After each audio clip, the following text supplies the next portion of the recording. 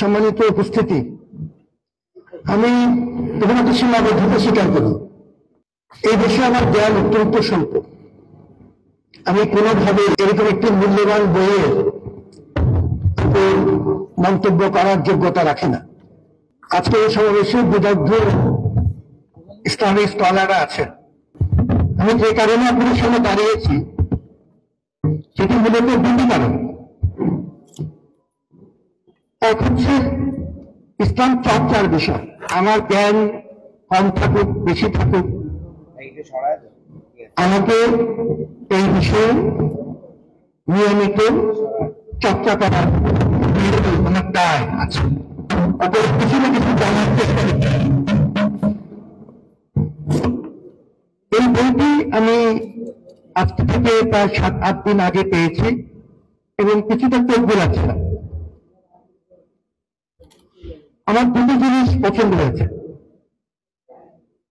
যেটা আগে বলেছি, এই বিষয়ে কারিগরি মন্তব্য করার কোন যোগ্যতা নেই, কিন্তু একজন সাধারণ মুসলমান হিসেবে যে বিষয়গুলো আমার জন্য কাজে লাগবে প্রতিদিন চর্চাতে, সেটি হচ্ছে খুব সহজ ভাষায় লেখা।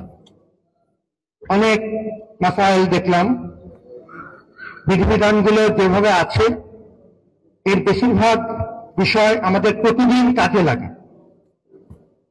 এরকম একটি টপিক কোনো সময় একটি খণ্ডে এক্সস্টিভলি কভার করা যায়, ইট ক্যানট বি এক্সস্টিভ।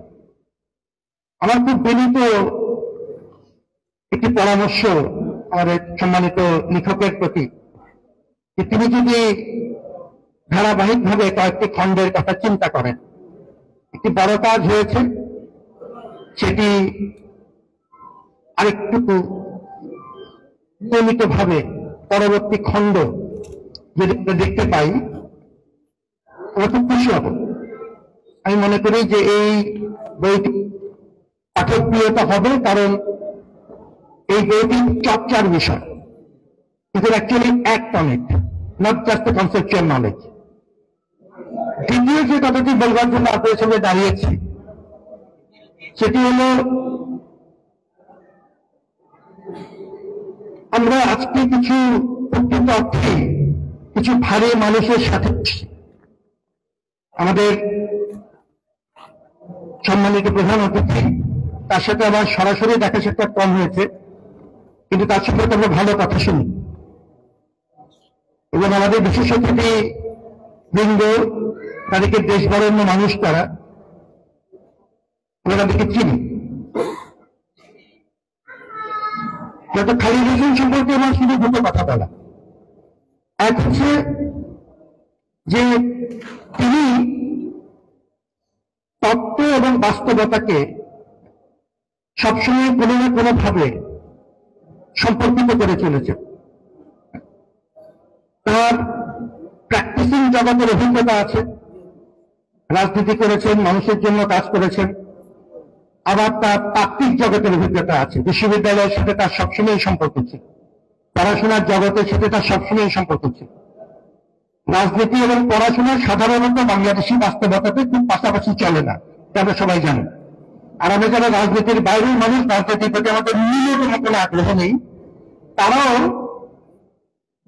জনাব খালিদ হোসেনকে সম্মান করি এই কারণে যে তিনি পড়াশোনার জগৎ এবং বাস্তব প্রয়োগের জগৎকে এক জায়গায় করার চেষ্টা করেছেন। এর আগেও বেশ কিছু কাজ আমরা তার দেখেছি, বিশেষ করে তার পপুলার আর্টিকেলস চোখে পড়েছে।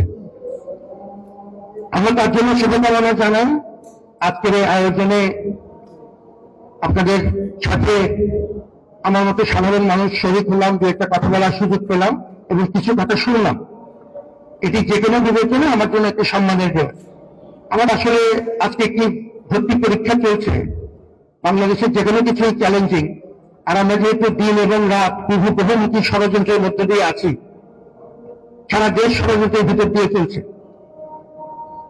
এই জন্য এই জাতীয় আয়োজনগুলো গুরুত্বপূর্ণ।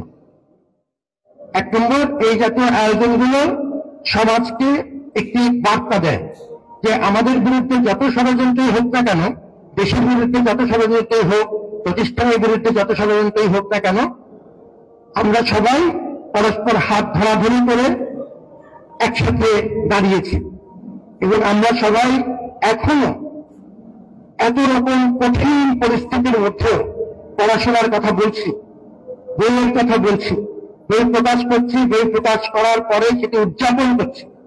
সবাইকে নিয়ে এই আনন্দ সমাজে একটি ভালো বার্তা দেয় যে তুমি যত সমালোচনাই করো, যত ষড়যন্ত্র করো, আমরা কিন্তু শক্ত করে মেরুদণ্ডে শক্ত করে দাঁড়িয়ে আছি। আমাদের দেশ, আমাদের সবার। আপনারা ভালো থাকুন, আল্লাহ আমাদের সহায় হন এবং এই জাতীয় উদ্যোগ সামনে আরো চলমান থাকবে এটা আশা করছি এবং এই কাজে আল্লাহ আমাদেরকে ইহলৌকিক এবং পরলৌকিক জীবনে উত্তম পুরস্কার দেবেন সে আশা করছি। আলম সমাজ যারা আল্লাহ নবীর অনুসারী ছিলেন তারাও মুদ্রিত হয়েছেন নানানভাবে। মধ্য থেকে বাংলাদেশ অনেক দূর, এখানে আমাদের কাছে যারা প্রাথমিক অবস্থা থেকে আল্লাহ নবীর বার্তা পৌঁছে দিয়েছেন তারা আমাদের কাছে বুঝুন এবং হিসেবে আমরা তাদেরকে অন্তরে লালন করি, ধারণ করি এবং তাদের দ্বারাই প্রচারিত আকীদা এবং অনুসরণযোগ্য যে সমস্ত নিয়মনীতি আছে সেগুলি আমাদের সমাজে শাশ্বত কাল করে মানুষ পালন করছে। এই সমস্ত বিষয়গুলো নিয়ে নানা রকমের প্রশ্ন আছে, নানা রকমের বিভক্তি আছে সমাজের মধ্যে। তো আমি বইটি পুরোপুরি পড়ি নাই, এটা দেখেছি বলতে পারি। এই দেখার মধ্যে যতটুকু আমার দৃষ্টি গিয়েছে সেখানে উনি বহু বিষয় ধরতে গেলে সার্বিক বিষয়ে উনি মত প্রকাশ করেছেন এবং এটা দালিলিক ভাবে কোরআন এবং হাদিসের দালিলিক অনুসরণ থেকে উনি বিষয়টি উপস্থাপন করেছেন। তো এটা আমার মনে হয় এটা অতি পাঠযোগ্য গ্রন্থ এবং এর বহুল প্রচার আমি আশা করি। সাথে সাথে একটা ছোট্ট পরামর্শও দিতে চাই যে এর একটা ডিজিটাল ফর্মে প্রকাশ করা উচিত, যাতে মানুষ তার মোবাইল ফোনে এটাকে ধারণ করে রাখতে পারে। যে কোনো সময় সংকট আসবে, কোনো প্রশ্ন উদয় হবে, তাৎক্ষণিকভাবে সেখান থেকে সমাধানটা নিয়ে নিতে পারে। আশা করছি যারা প্রকাশক আছেন এই গ্রন্থের তারা এই বিষয়ের প্রতি মনোনিবেশ দেবেন। আমি অনেক বড় স্কলার নেই, বহু বিষয়ে বলতে পারছি না, তবে খালেদ ভাই সম্পর্কে একটু ক্ষুদ্র বলি যে আমরা যখন উপদেষ্টা কাউন্সিলে বসি তিনি সবসময় মানবতার পক্ষে, দেশের মানুষের কল্যাণের পক্ষে সেখানে সবসময় সোচ্চার থাকেন। আল্লাহ তাকে এই সাহস এবং প্রজ্ঞা বয়ান রাখে, সেই দোয়া করছি। দোয়া করে আপনাদের সবার জন্য কল্যাণ কামনা করে